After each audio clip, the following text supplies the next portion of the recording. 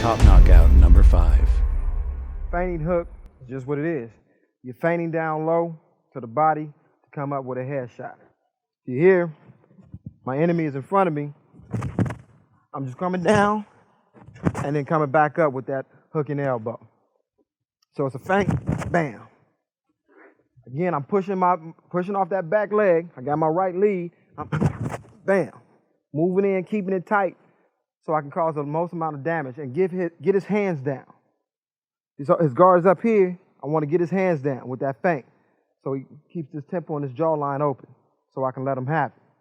Come from this side. I'm here. I'm pushing off. That's my first angle. Give me a reaction. The first angle was here, giving to that body shot. If he doesn't want to drop it down, I'm going to make his arms drop by dropping him in that body shot. Once I drop that in, I'm going to come back up to the jaw area, temple area, up top with my hooking elbow. Bam!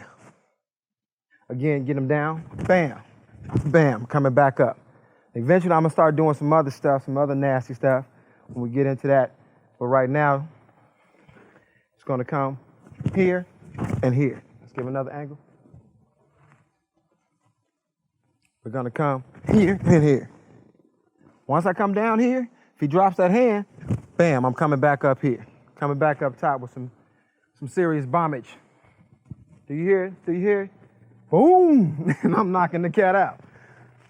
So again, here, bam, bam. If I'm going to the other side and I have my left hand lead, I'm still going to go and I'm going to come back up. Same thing, left hand lead, bam, coming back up, turn around. Left hand lead, sorry about that. Bam, bam. Ooh, Joe, you got the move, baby. So sorry about that. Joe is tough, so he's not worried about it. You ready? Yeah. So I'm gonna come down, bam, and then come back up. Go ahead and move with it. I don't want to hurt Joe, because then he might do something to me. Bam, and come back up. Feigning, hooking, feigning hook. Again, you're feinting to get this cat off his guard. If you drop it on the body, it's a beautiful thing. I ain't mad at you, but just bring it back up top. Top knockout number 4. The occipital punch. I go, what the hell's that, Hatmaker? Well, let me tell you. If you reach to the back of your head with the palm of your hand, you slide down, you can feel a slight bulge in the back of your head. That is the occiput, or the occipital area. That bulge right there is basically, he was looking to hit a target around there or just below it. So basically, is this an illegal blow? Wink, yeah, it is. All right, so you shouldn't be used as a sport of competition, but what floats our boat is old school boxing, old school wrestling, old school frontier rough and tumble combat, particularly the stuff that's mean, nitty gritty, and devil in the details. And that's what we're going to do right here. So the occipital punch, it is definitely a form of a rabbit punch. You're going to wind up taking the shot at the occiput or just below it in the back of the neck. Do not do this to a human being. I'm not really going to do it to Dan. We're going to give you some drilling steps to get to where you want to be, and then you can start applying this on a heavy bag to make sense for yourself. Basically, if you want to envision it, I'm facing you. You and I are playing the game right now, and I'm taking the role of Gumboat Smith, except I'm a southpaw. So this is a rear hand shot. Basically, if you think taking an outside step with this lead foot, or your lead foot if you're a lefty, go to the outside.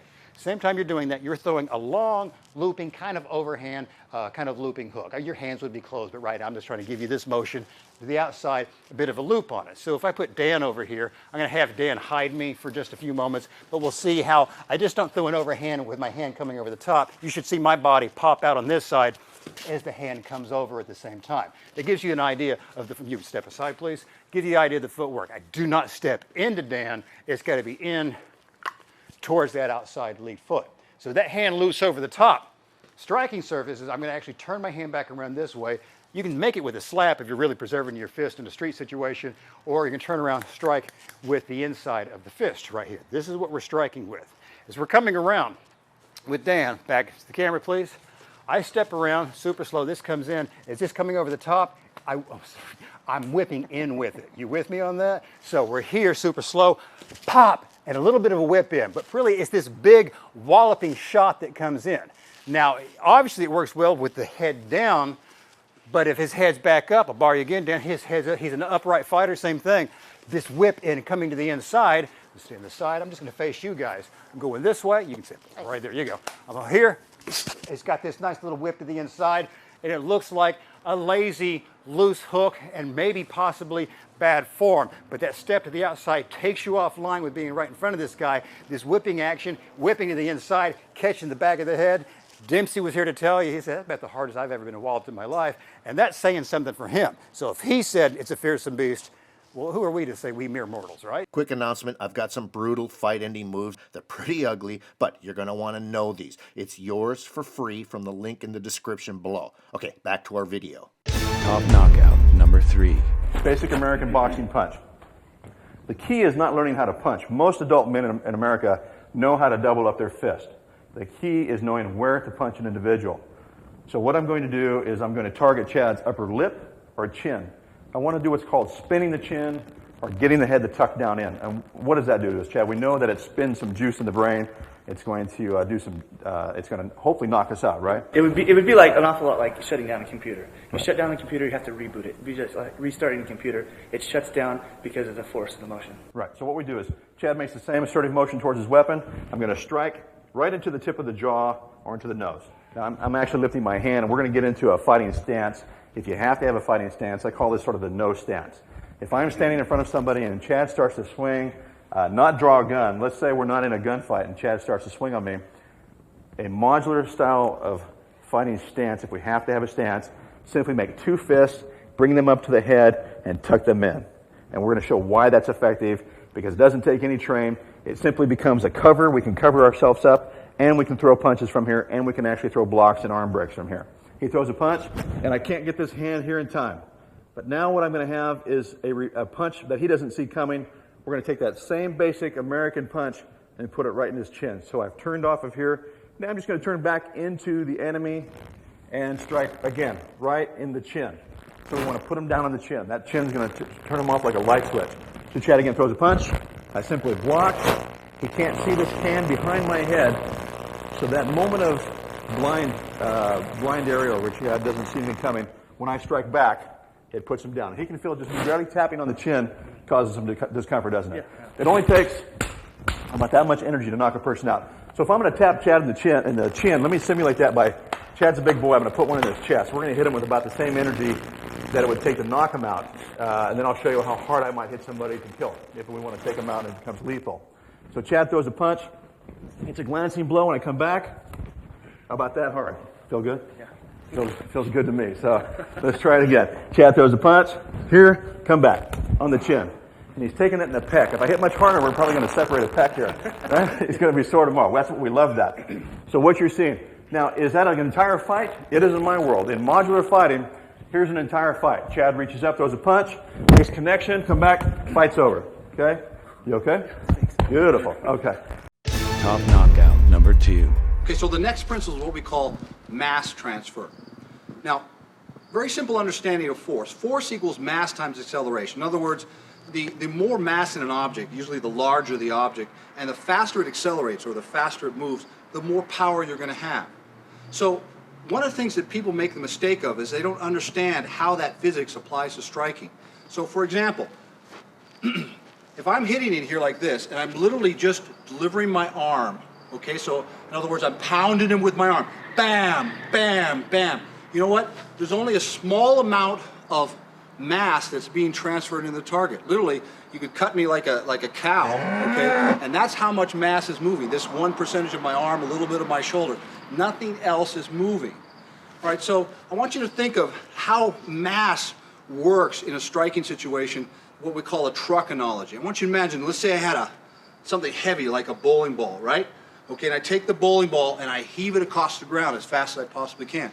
Say I really give it a good toss and I hit it at 15 miles an hour as that bowling ball hits the ground. All right, well, no matter how hard I throw it, it's still only going to go that fast. But I jump in the back of his truck and he hits 100 miles an hour in this big object. And as that 100 miles an hour large object is moving, I throw that bowling ball. So the bowling ball hits the ground at 115. That's a lot of power behind that bowling ball. So the truck is an analogy for your body weight, your mass. That's the real power. That's the 100 miles an hour that's going into the target. And then the bowling ball is just whatever tool or technique that I may be using in that situation. So what I want to do is I want to get the largest portion of my mass moving toward the target, accelerating as fast as I possibly can. Speed is an issue here.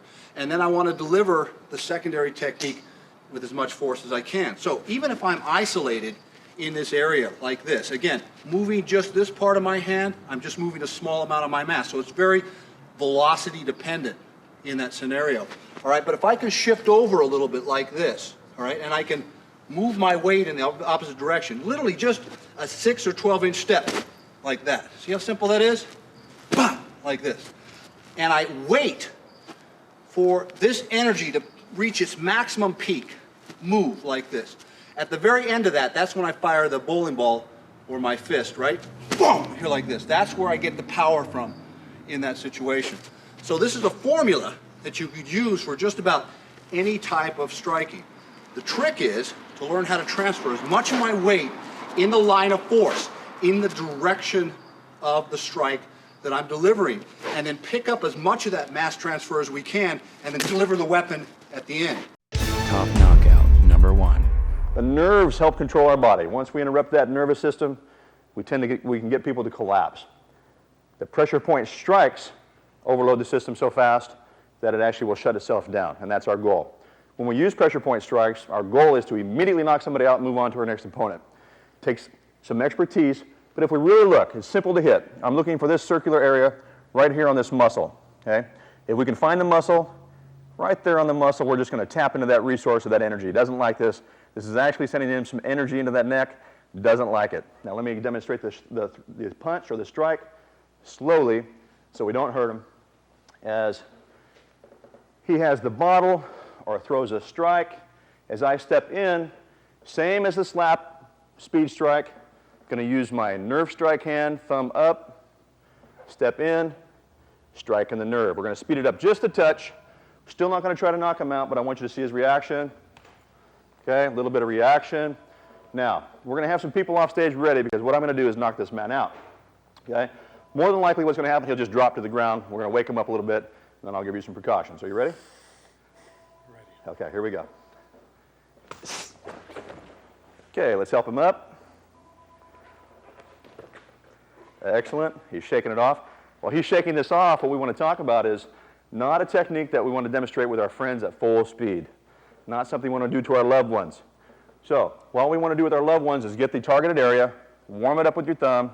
If they express some discomfort, you'll know the area to strike. You okay? Mm-hmm. Okay. Let's look at it one more time. Let's look at the area that we're going to strike. Stomach nerve number 9. It's a simple name for it. Looking for that pressure point. Using my triangular stance, stepping in, into the middle, keeping hands up for protection, perhaps holding the bottle, stepping in with that circular motion right before it hits, close my hand, and strike that nerve. He doesn't want to hit too many more times. He doesn't want to get knocked out again. Now you'll notice the knockout didn't last very long because I'm not hitting at full force.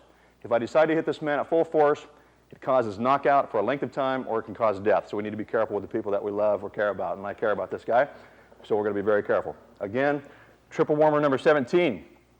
Under the edge of the jaw, we're going to insert 2 fingers or the thumb, causing discomfort. We're pinned up against the wall. He's got me pinned, grabs a hold of me. Easy to take control of. Okay? Easy to take control of. If I want to grab with my thumb, run it across the nerves, very uncomfortable. Little strike in the nerves, very uncomfortable. But we're using these pressure point strikes to knock our man out or to take him out of the scene. 2 fingers, thumb, or striking hand. Hey, I hope you learned something from this video. Remember to click on the link in the description to get access to those free lethal fight ending video lessons before it's too late. Thanks for watching our video lessons here at TRS Direct. Hit the like button down below and consider subscribing to our channel here on YouTube. Hit the bell icon and we'll send you a notification when there's a new lesson available. Thanks again for watching.